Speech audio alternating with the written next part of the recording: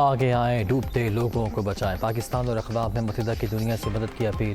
دفتر خارجہ میں بڑی تقریب، عالمی ادارے کے سربراہ کی $160 ملین دینے کی درخواست۔ عالمی برادری سیلاب زدگان کا ہاتھ تھامے، انتونیو گتریس کا پیغام۔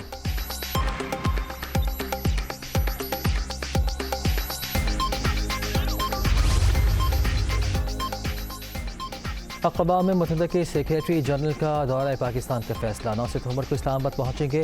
انتونیو گتریس سیلاب کی تباہ کاریوں کا جائزہ لیں گے، بے گھر ہونے والے افراد سے ملاقات بھی کریں گے۔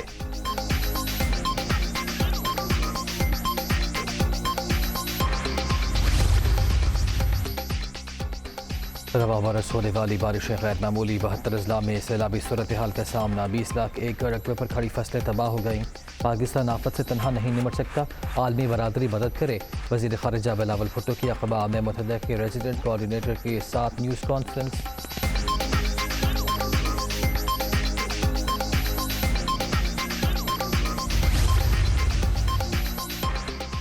سیلاب سے بڑی تباہی کا سامنا، فصلیں برباد ہو گئیں، معیشت پر بھی اثرات پڑیں گے۔ حکومت متاثرین کی بحالی کے لیے کوشاں، فوج اور دیگر ادارے بھی شانہ بشانہ ہیں۔ ہنگامی بنیادوں پر خیموں اور خوراک کی فراہمی جاری، تمام وسائل بروئے کار لا رہے ہیں۔ امداد کی ایک ایک پائی شفافیت سے خرچ ہوگی۔ وزیر اعظم کی بین الاقوامی میڈیا کے نمائندگان سے گفتگو، عالمی برادری سے اظہار تشکر۔ شہباز شریف سے UAE کے صدر کا ٹیلی فونک رابطہ، ہر ممکن مدد کی یقین دہانی۔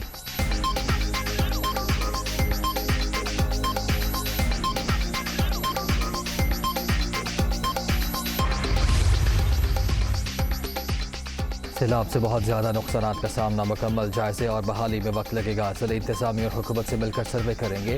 2010 میں بھی ایسی ہی تباہی ہوئی تھی، دوبارہ انہی مقامات پر تعمیرات کی اجازت لے کر غفلت کا مظاہرہ ہوا۔ ذمہ داروں کے خلاف کارروائی ہونی چاہیے۔ Army chief general Qamar Javed Bajwa کا متاثرین کو پری فیب گھروں کی فراہمی کا عزم۔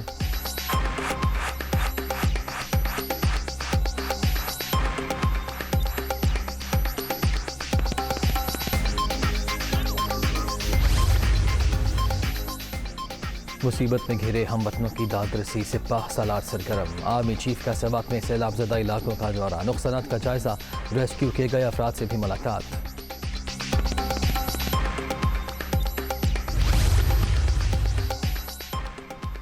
سیلاب کی تباہ کاریاں جاری، متاثرہ علاقوں میں قیامت کا منظر۔ 24 گھنٹے کے دوران مزید 36 اموات، مجموعی تعداد 1162 تک پہنچ گئی۔ 10,57,000 مکانات کو نقصان، 7,35,000 مویشی بھی مارے گئے۔ سندھ، بلوچستان، خیبر پختونخوا اور جنوبی پنجاب میں ہر طرف پانی ہی پانی، گھر گھر المناک کہانی۔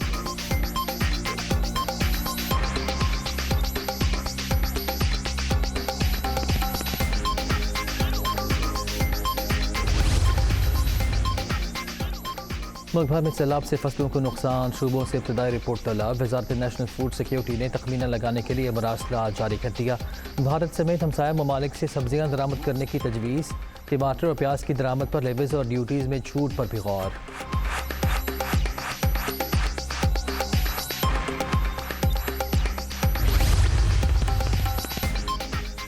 مفتاح اسماعیل بھارت کے ساتھ تجارت کے حامی، پڑوسی ملک سے ٹماٹر اور پیاز کی درآمد کی حمایت، معاملے پر غور جاری۔ وزیر اعظم سے بات کروں گا، آن دی فرنٹ میں گفتگو۔ مشکل فیصلے کر کے ملک کو دیوالیہ ہونے سے بچا لیا، اب مہنگائی کم کریں گے، وزیر خزانہ کی یقین دہانی۔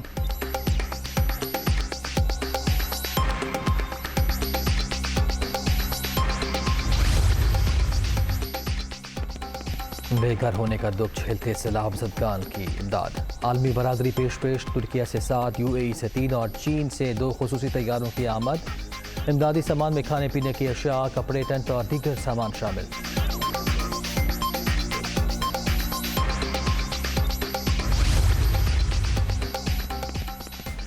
حکومت نے ٹیلی تھون میں ہماری فنڈنگ دیکھ لی ہوگی، دونوں پارٹیز نے اپنے ادوار میں قرضے بڑھائے، پلاننگ نہیں کی، ڈیم بنانے کا بھی نہیں سوچا۔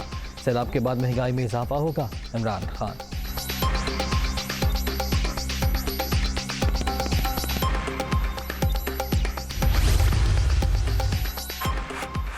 وزیر اعظم نے بلوچستان کے لیے 10، سندھ کے لیے 15 ارب روپے کے فنڈ کا اعلان کیا۔ سیلاب سے شدید متاثر خیبر پختونخوا بھی پاکستان کا حصہ ہے، ہم نے اپنا حق نہ ملا تو چھین کر لیں گے، وزیر اعلیٰ محمود خان کی للکار۔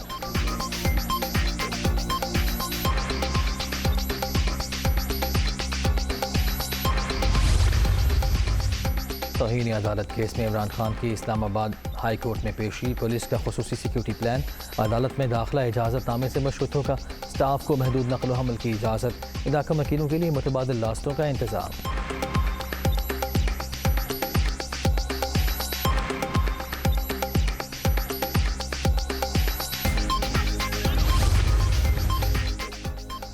توہین عدالت پر show cause notice, Imran Khan کا معافی مانگنے سے انکار، خاتون جج کے حوالے سے اپنے الفاظ واپس لینے پر تیار، عدالت سے تقریر کے سیاق و سباق کا جائزہ لینے کی استدعا، پی ٹی آئی چیئرمین کا عدالتی بینچ پر بھی اعتراض۔